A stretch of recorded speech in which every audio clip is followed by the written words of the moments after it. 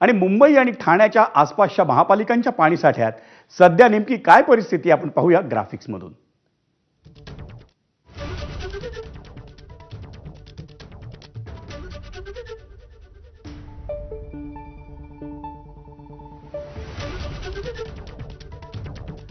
ठाणे पाणी कपातीची अजूनही अधिकृत घोषणा नाही, फक्त मुंबईकडून जो पाणी पुरवठा होतो त्यात ठाणे आणि भिवंडी या दोन महापालिकांची 10% पाणी कपात झालेली आहे। कल्याण डोंबिवलीत सोमवार मंगळवार पाणी पुरवठा 24 तास बंद राहतो।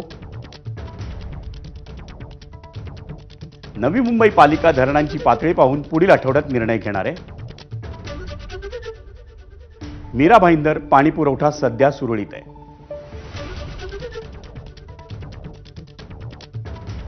वसई विरार महापालिका क्षेत्रात पाणी कपात नाही।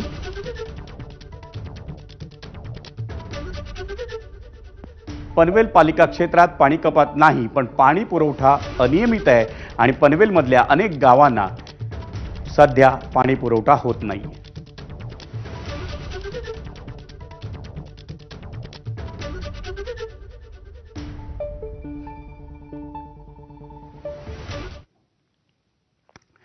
राज्यातल्या वाढत्या तापमानाचा परिणाम हा भाजीपाला